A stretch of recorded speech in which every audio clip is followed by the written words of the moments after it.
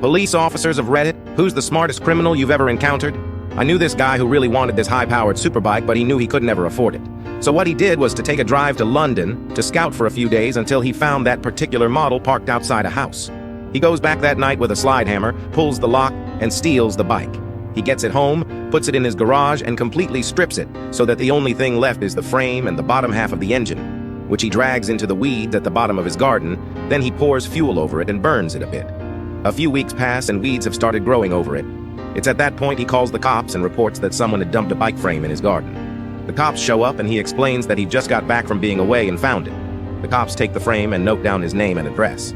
A few days later, the cops call him and say that the bike had been stolen from London a month or so ago, and that the insurance company had classed the bike as a write-off and had told the cops to dispose of it. But because the frame was found in his garden and the insurance company didn't want it, the cops were duty-bound to ask him if he wanted to keep it.